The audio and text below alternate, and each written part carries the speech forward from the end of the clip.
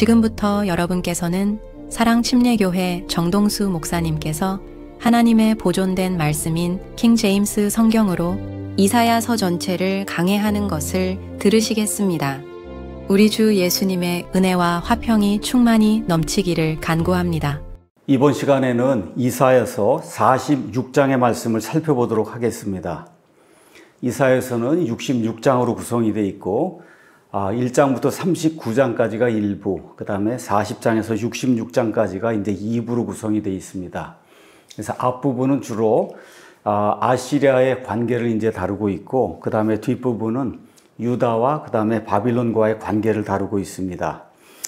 자, 이제 우리가 앞부분 다 마쳤고, 이제 뒷부분에 41장에서 이제 44장에서는 하나님께서 미리 대언자 이사야를 통해서 바빌론의 포로로 사로잡혀 갔던 그런 유다 백성들이 한 150년쯤 이제 지나서 다시 유다로 이제 귀환하는 것, 이런 것들을 이제 다루면서 그 포로들이 두려워하지 말고 정말 유다의 그 땅이 완전히 황폐하게 70년 동안 이제 버려져서 짐승들이 거처가 이제 되고 말았거든요. 또 그 돌아오는 길에 정말 강도들도 있고 사막도 통과해야 되고 어렵단 말이에요. 그래서 하나님께서 미리 두려워하지 말라, 내가 너와 함께 한다, 이런 말씀을 이제 주시는 내용이 그 안에 이제 기록이 돼 있고, 그 다음에 45장에서 이제 47장은 자, 유다가 이제 바빌론에게 이제 포로가 됐는데, 이 바빌론이 그 당시에 가장 강성한 그런 제국이었어요. 자, 바빌론이 멸망하리라고 누가 이제 생각을 할 수가 있었겠습니까? 자, 이런 상황에서 하나님께서 바빌론이 반드시 멸망한다, 그 바빌론의 멸망을 위해서 내가 세우는 나의 목자가 있다, 그의 이름이 고레스다, 이렇게 이제 하나님이 말씀을 해주십니다. 그래서 바빌론 왕국이 이제 끝이 나고 페르시아 제국이 이제 선다는 걸 하나님이 이제 보여주시는 내용이 45장에서 이제 47장입니다.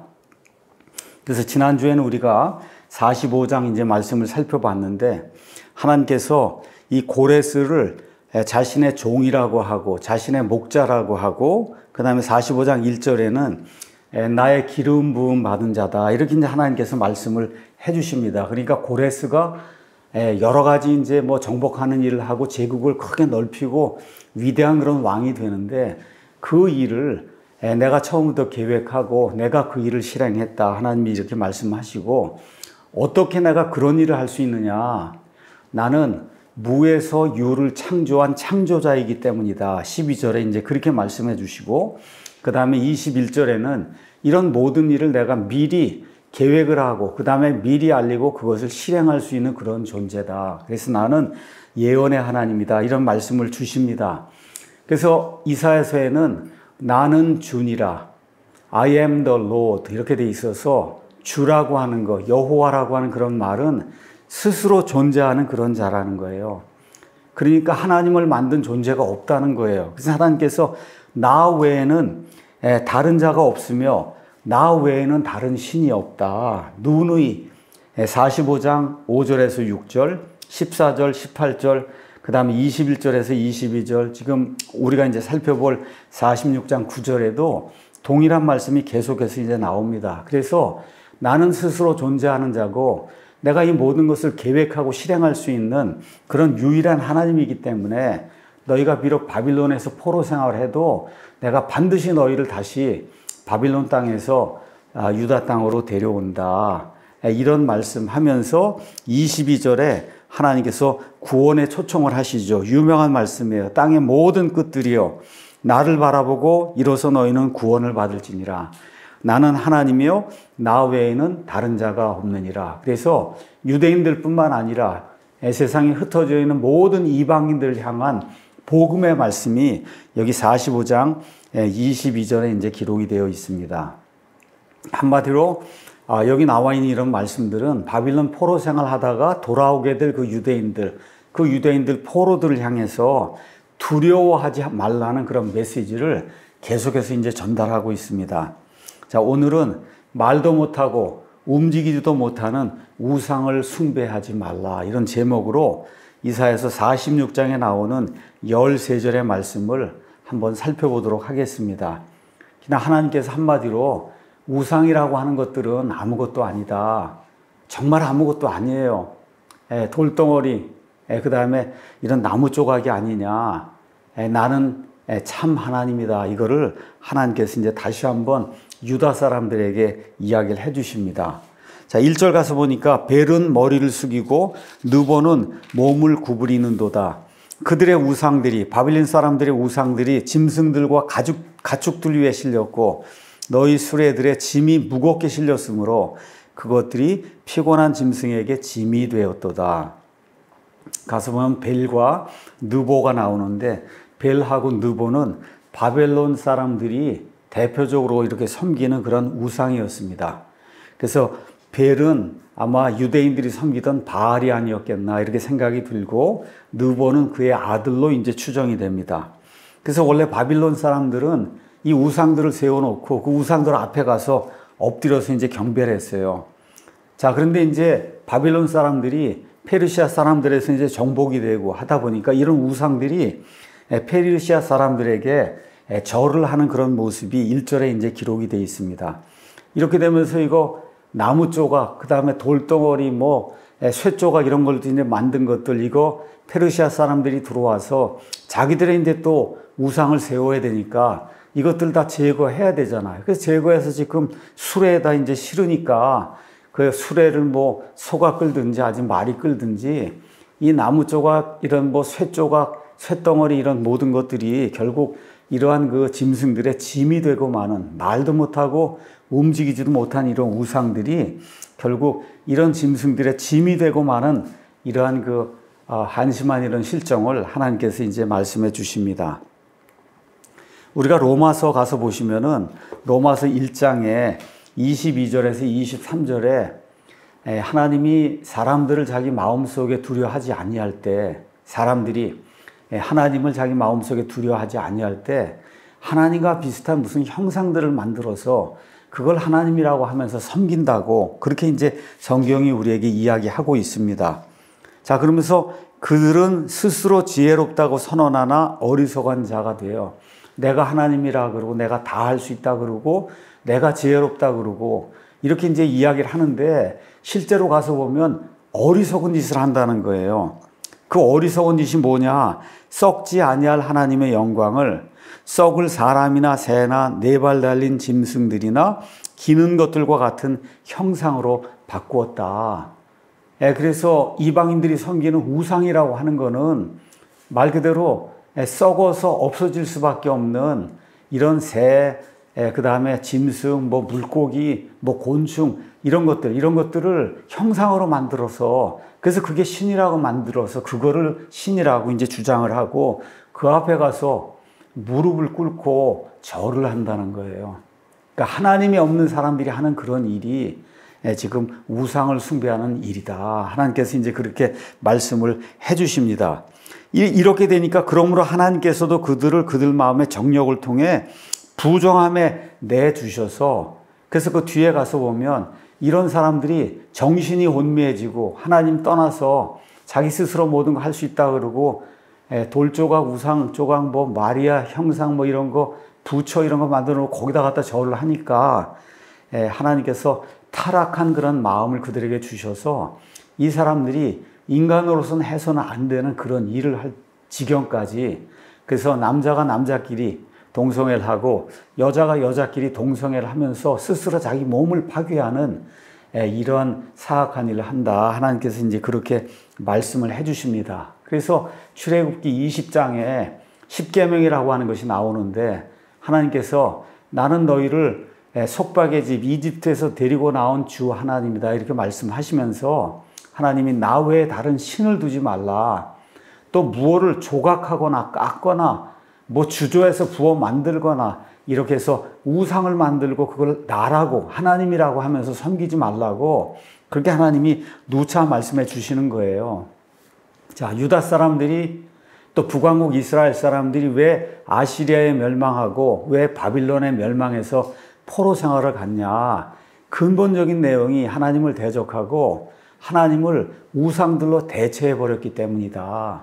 근데 하나님께서 바빌론 사람들이 섬기던 그런 그 우상들, 여기 보면 벨, 느보 이런 것들이 결국은 다 짐승의 짐이 되고 만다. 이렇게 이제 말씀을 해주시는 거예요. 그래서 우상숭배라고 하는 거는 이게 형상을 만드는 그런 경우도 있지만 신약 성경에서는 탐욕이 우상숭배라 그랬어요. 그래서 하나님 위에 무언가를 두면 그게 우상이다. 우상을 숭배하는 거다. 왜 이런 일이 생기냐? 하나님을 버리고 하나님을 신뢰하지 않기 때문에 이런 일이 생긴다고 하나님께서 이제 말씀을 해 주십니다. 자, 거기 가서 보니까 그들이 몸을 구부리고 함께 머리를 숙였으므로 그 짐을 구출해낼 수 없었고 도리어 자신들이 포로로 잡혀갔다. 여기 나오는 여기 그들은 바빌론 사람들로 보입니다. 그래서 결국은 이 바빌론 사람들, 페르시아 사람들 앞에 이제 굴복을 하고 그리고 결국 포로로 잡혀가는 그런 일이 생긴다고 하나님께서 이제 말씀을 해 주십니다. 자, 3절, 4절은 오 야곱의 집아 이스라엘 집의 모든 남은 자들아 내 말에 귀를 기울일지어다. 내가 너희를 배에서부터 안고 다녔고 태에서부터 업고 다녔나니 너희가 노년에 이를 때까지 나는 그니라. 백발이 될 때까지 내가 너희를 업고 다니리라. 내가 만들었으니 내가 안고 다닐 것이요 바로 내가 너희를 업고 다니며 너희를 구출할 거다. 이런 말씀이 그 안에 기록이 되어 있습니다. 자, 1차적으로 이거는 하나님과 이스라엘의 관계를 이야기하는데 참으로 귀중한 말씀이에요. 태에서부터 하나님께서 태에서부터 업고 다녔다. 하나님이. 그렇죠? 그러면서 노년에 이르기까지 백발이 될 때까지 하나님께서 내가 너희를 업고 다니겠다. 이게 나하고 이스라엘의 관계다. 하나님이 그렇게 이제 말씀을 해 주십니다. 자, 이스라엘뿐만 아니라 지금 이 신약 시대에 하나님을 아는 모든 자들, 그 모든 자들을 향해서 이런 사람들이 죄로 인해 고통을 당할 수도 있고 또 의로 인해 고통을 당할 수도 있고 고통과 핍박을 당할 수 있는데 그럼에도 불구하고 하나님이 뭐라고 말씀하시느냐. 내가 너희를 태에서부터 알고 태에서부터 그 다음에 노인 백발이 될 때까지 너희를 지키고 도와주겠다고 하는 것을 업고 다닌다고 하는 이런 친근한 이런 그 메타포로 하나님이 이제 표현을 하고 있습니다. 자, 시편 139편 13절에서 이제 16절 가서 보면 다윗의 시가 나오는데 이 다윗의 시의 그 13절 가서 보면 주께서 내 콩팥을 소유하셨으며 내 어머니 태에서 나를 덮으셨다. 그래서 하나님이 모든 걸 덮으시고 나를 어머니 태 속에서부터 이미 심지어 어머니 태에서 지어지기 전부터 나를 안다. 내가 주를 찬양하리니 이는 내가 두렵고도 놀랍게 만들어졌기 때문이니이다. 인간의 몸, 이런 모든 장기, 기관 이런 것들을 보면 이게 너무나 놀랍고 심지어 두렵다는 거예요. 어떻게 하나님이 이런 걸 만드실 수가 있을까? 주께서 행하시는 일들이 놀라움으로 내 혼이 그것을 매우 잘 아나이다. 내가 은밀한 가운데 만들어지고 땅의 가장 낮은 부분들에서 묘하게 꾸며졌을 때 나의 실체가 주께 숨겨지지 아니하였나이다. 주의 눈이 아직 불완전한 나의 실체, 태 속에 들어있는 이 태와 같은 이 실체를 보셨으며 계속해서 형성되는 나의 모든 지체들이 주의 책에 기록이 됐는데 그것들 가운데 아직 하나도 존재하지 않았을 때 이미 그게 기록이 됐다. 이 놀라운 말씀을 하나님의 사람 다윗이 하나님의 이제 영감을 받고 이 말씀들을 이제 기록한 겁니다. 그래서 1차적으로 여기 이사야서에 나와 있는 이사야서 46장 3절 4절은 이스라엘에게 해당이 되는 말씀이지만 신약교회 우리에게 이런 것들을 시편 139편 말씀과 함께 적용을 해보면 하나님께서 창세전부터 우리를 아시고 하나님의 미래의 아심을 통해 우리를 하나님께서 선택하시고 예정하셔서 하나님의 아들, 딸들이 되고 구원받고 그래서 하나님의 본성에 참여하는 그런 자가 되게 하셨다. 이런 그 귀한 말씀으로 우리가 이해하면 좋을 것 같습니다. 5절에 너희가 나를 누구에 비기며 나를 누구와 동등하게 만들고 나를 누구와 비교하여 우리를 같게 만들겠느냐. 하나님이 도전의 말씀을 주는 거예요. 한마디로 이 땅 우주 공간에 나와 같은 자가 있으면 한번 데리고 와라. 그렇죠? 무에서 유로 온 세상 우주 만물을 만들고 이 사람을 하나님 자신의 형상으로 만들고 이렇게 해서 사람을 죄에서 구출해 내시고 또 신약성경 같은 경우엔 그 하나님이 사람들을 사랑하셔서 인간의 몸을 입고 이 땅에 오셔서 처녀 탄생이란 기적을 통해 그 십자가에서 피를 흘려 죽으시고 사람이 가장 무서워하는 죽음이라고 하는 이와 같은 그 속박에서 하나님이 벗어날 수 있도록 예수님 부활 이제 시켰잖아요. 자, 이런 걸 할 수 있는 그런 신이 있으면 한번 데리고 와봐라. 하나님이 그렇게 이제 도전을 주는 거죠. 6절에 그들이 주머니에서 금을 아낌없이 쏟아주고 은을 저울에 달며 금 세공업자를 고용하여 그것으로 신을 만들게 하고 참으로 엎드려 경배하는도다. 참 이런 하나님을 버리고 본인들끼리 우상을 제조해서, 여러분 한번 불상이고 뭐 가서 보세요. 다 제조하는 거잖아요, 사람이. 마리아상도 마찬가지고, 그렇죠? 이렇게 하면서 그걸 신이라고 부르는 이런 어리석은 짓을 하고 있다. 자, 하나님께서 이 우상의 특징을 7절에 이렇게 이야기합니다. 그들이 그것을 어깨에 메어다가 움직이지 못하잖아요. 어깨에 메어다가 그것의 자리에 가져다 두면 그것이 서 있으나 자기 자리에서 이동하지도 못하고 참으로 사람이 그것에게 부르짖어도 그것이 응답할 수 없으며 그의 고난에서 그를 구원할 수도 없다. 말도 못하고 움직이지도 못하고 어떤 사람이 도와주십시오 하고 가서 해도 결코 도와줄 수가 없다는 거예요. 그들이 고난당하고 어려워서 구출해달라고 해도 구출할 수 없는 그런 존재가 바로 그런 우상인데, 너희가 그런 우상들을 신뢰하다가 지금 바빌론 포로 갔고 또 바빌론 땅에서 그들이 섬기는 그런 우상들을 보지 않았냐? 그 우상들이 무슨 한 것 같은데, 여기 이제 페르시아 사람들이 내가 이제 보내서 고레스를 보내서 바빌론 사람들 침략하게 해서 전쟁에서 승리하게 하면 그들이 섬기던 벨이든 느보든 모든 우상들이 결국 구부러지고 그 다음에 부서지고 나중에 이제 쓸데없는 그러한 그 무용지물이 돼서 짐승에게 짐이 될 수밖에 없는 이런 일이 생기지 않느냐 하나님께서 말씀을 해주시면서 8절에 오 너희 범법자들아 이 일을 기억하고 너희가 남자임을 보이라.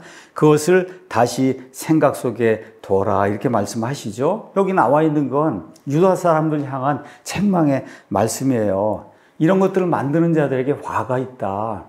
결국 유다 백성이 이런 거 만들고 그 우상 숭배하다가 바빌론 포로성을 이제 가는 거죠. 그래서 정신을 차리라고 하는 거를 하나님이 너희가 남자임을 보이라고 그렇게 이제 말씀하세요. 남자 여기는 다 큰 어른을 이야기하는 거예요. 그러니까 어린아이가 아니라 다 큰 어른 남자처럼 좀 이제는 바르게 생각하고 우상 숭배하는 걸 다 갖다 버려야 되지 않겠느냐. 그 다음에 남자라고 하는 건 또 사람으로 이제 번역이 될 수 있으니까 너희가 짐승이 아니라 사람이라고 하면 사람이 어떻게 이성이 있는데 돌덩어리를 자기가 만들고 거기 가서 이게 내 신입니다 하고 거기에 꿇어 엎드려 경배할 수 있느냐. 이런 말씀 하시는 거죠. 너무 정말 당연한 그런 말씀인데 하나님이 유다 백성이 깨닫질 못하니까 정말 너무나도 쉽고 누구나 이해할 수 있는 그런 말씀으로 그들을 책망하시면서 다시 돌이키시는 이런 내용이 그 안에 이제 기록이 되어 있습니다. 11절 가서 보니까 내가 동쪽에서부터 굶주린 새를 부르되 곧 먼 나라에서부터 나의 계획을 집행할 사람을 부르리라. 참으로 내가 그것을 말하였으니 또한 그것을 이룰 것이요 내가 그것을 작정하였으니 또한 그것을 행하리라. 이 동쪽에서 굶주린 새, 여긴 누구예요? 고렛을 이야기하는 거거든요. 자, 근데 개역 성경은 이거를 동방의 독수리를 부른다고 해서, 그래서 그 동방의 독수리가 바로 한국에 있는 뭐 어떤 그 이단 교주, 그렇죠? 이렇게 이제 주장을 하는 거예요. 근데 이번에 개역 성경이 이제 개정으로 넘겨지면서 이 독수리라는 말이 없어지고 그냥 사나운 짐승으로 이게 바뀌었어요. 그러니까 고레스가 여기 왕국들이 이제 정복을 하는데 인정을 베푸지 아니하고 정말 아주 사나운 그런 그 짐승처럼 새처럼 그래서 사람들 정복해 나가면서 왕국을 이제 확장하는 그런 일을 하나님이 내가 먼저 계획을 세우고 그 일을 이룰 것이라고 하나님이 말씀해 주신 그런 내용이 그 안에 기록이 되어 있습니다. 다시 한번 말씀드릴게요. 14만 4천 이야기하고 동방의 독수리 이야기하면 그 이단입니다. 여기 지금 이사야서에는 한국 이런 거 나오지 않아요. 미국도 나오지 않고 중국도 나오지 않습니다. 러시아도 나오지 않고 이런 것들을 자의로 해석해서 본인이 동방의 독수리라 그러고 한국이 동방에 뛰어난 민족이라 그러고 성경에 기록이 되어 있다 그러고 이렇게 이야기하면 빨리 거기서 나와야 됩니다. 이건 가짜고 이단 사입이에요. 자, 12절에 마음이 완악하여 의에서 멀리 떠난 자들아 너희는 내 말에 귀를 기울이라. 이렇게 이야기하면서 하나님께서 다시 한번 구원 초청의 말씀을 이제 주십니다. 어떤 사람이 구원받아야 되느냐? 물론 바빌론에서 다시 돌아오는 것도 어느 면에서 육체적인 구원이지만 지금 여기서 하나님께서 말씀하시는 것은 의에서 멀리 떠난 자들, 그래서 의가 없는 자들, 그 사람들이 내게 와서 의를 입고 그리고 하나님 앞에서 옳다고 인정받는 그런 사람이 돼야 된다고 초청의 말씀을 주시는 거예요. 그래서 13절에 내가 나의 의를 가까이 가져오리니 그것이 멀리 있지 아니할 것이요 나의 구원이 지체하지 아니하리라. 내가 나의 영광 이스라엘을 위해 시온에 구원을 두리라. 이렇게 이제 말씀하시면서 이런 구절은 벌써 하나님께서 시온에 구원을 두고 그래서 천년왕국 이런 그 성전에 하나님이 직접 거하시는 이런 걸 이제 나타내 주니까 말씀드린 대로 이사야서의 그런 예언은 1차, 2차, 3차 이런 그 성취가 있다. 바빌론에서 돌아오는 것도 있고 맨 마지막 때에 예수님 재림하시고 그리고 천년왕국이 이스라엘 땅에 이루어지는 이런 것도 이제 있거든요. 그래서 이런 경우에 나의 영광 이스라엘을 위해 시온에 구원을 둘 것이다. 1차적으로 바빌론 포로 생활, 거기서 돌아오는 것도 구원이고 그 다음에 천년왕국 때 하나님께서 의를 가지고 철장 권세를 가지고 우리 예수님이 통치하시면서 이스라엘 안에 직접 계시기 때문에 여기 구원을 시온에 두는 그런 일이 이제 생길 것이다. 우리가 이제 그렇게 이해를 해도 좋을 것 같습니다. 자, 우리가 한번 이스라엘 백성이다, 아니면 유다 백성이다, 바빌론 포로 생활 가 있는 이런 사람들이다 하고 한번 우리 자신을 그렇게 가정을 하고 과연 하나님께서 우리를 위해서 하시는 일이 정말 우리에게 가장 좋은 일인가, 이걸 한번 생각을 해보면 좋을 것 같아요. 자, 그 일을 위해서 우리가 살펴봐야 될 게 뭐냐? 과연 하나님이 신실하신 분인가? 신실하다, faithful하다는 거죠. 믿음직스러운 그런 분인가? 정말 하나님이 약속을 이행하시는 그런 분인가? 우리가 성경 창세기부터 요한계시록을 읽을 때 정말 이거를 발견해야 돼. 하나님 정말 신실한 분이신가? 하나님 정말 본인이 하신 그런 약속을 이행하는 그런 분이신가? 많은 경우에 하나님께서 우리의 죄 때문에 또 하나님의 의를 이루시기 위해서 우리에게 이제 고통을 주시는 그런 때가 있어요. 자, 이렇게 이제 할 때 정말 이런 일을 통해서 하나님이 우리에게 가장 좋은 것을 주시려고 하시는가, 이런 생각이 우리에게 이제 들 때가 있습니다.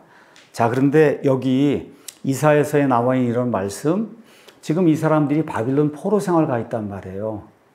정말 아무 소망이 없는 것처럼 보여요. 어떻게 다시 유다 땅으로 돌아갈 수가 있겠어요? 이런 사람들 마음속에 드는 생각이 뭐냐?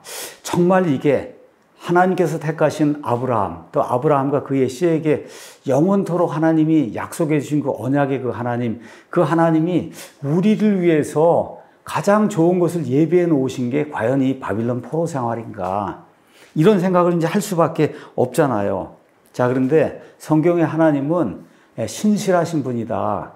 약속을 지키시는 그런 분이다. 아브라함과 그의 씨에게 저 팔레스타인 땅을 영원 무궁토록 주시겠다 하나님 말씀하셨으니까 그 말씀에 따라 신실하신 하나님이 그 말씀을 이루시려면 그러면 바빌론에 살고 있는 그 사람들이 다시 유다로 돌아가야 되는 거죠. 자, 하나님께서 바로 그런 일을 하시는 것, 이걸 지금 이사야 대언자가 바빌론 포로 생활이 일어나기도 전에 한 150년 전쯤에 그 말씀을 하나님의 백성을 위로하기 위해서 그 말씀을 이제 하나님의 영감에 의해서 기록하고 있는 거예요. 그러니까 하나님의 뜻과 목적을 이루기 위해 하나님께서 고레스를 사용하신다.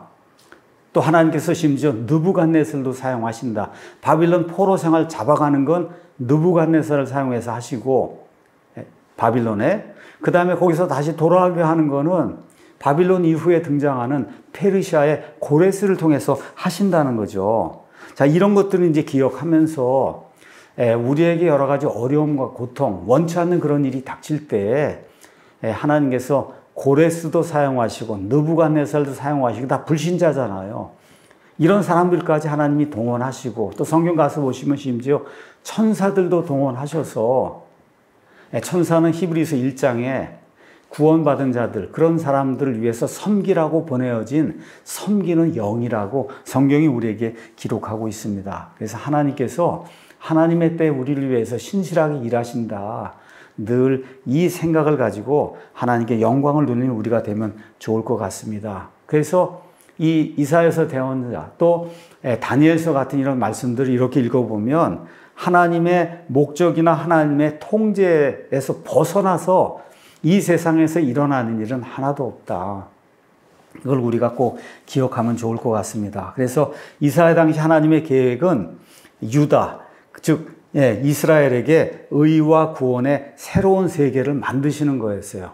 그래서 우상숭배 하다가 잡혀가서 우상숭배 버리고 그리고 다시 이 땅으로 돌아와서 우상을 숭배하지 않는 유일하신 참 하나님만 경배하는 이러한 일을 만드시는 것, 이것이 하나님이 구상한 겁니다. 그래서 하나님께서는 하나님 자신을 신뢰하는 모든 자들에게 구원을 베풀어 주시겠다고 여기 12절, 13절이 우리에게 이야기하고 있습니다. 그래서 우리가 이런 말씀들을 읽으면서 우리 모든 사람을 창조하신 분, 또 인류 역사를 주관하시는 분, 그 하나님이 우리의 모든 사정을 아시고 우리에게 가장 합당하고 선한 길로 우리를 인도해 주실 것이다. 이런 사실을 믿고 감사드리면 좋을 것 같습니다. 그래서 이사야서 26장 3절 주께서 여호와 하나님께서 생각을 주께 고정한 자를 완전한 화평으로 지켜주신다. 이 말씀을 기억하며 이사야서 46장 말씀을 통해 신실하신 하나님께 영광을 돌리는 저와 우리 사랑침례교회 또 성경 사랑하는 모든 신자들이 되기를 예수님의 이름으로 축원합니다.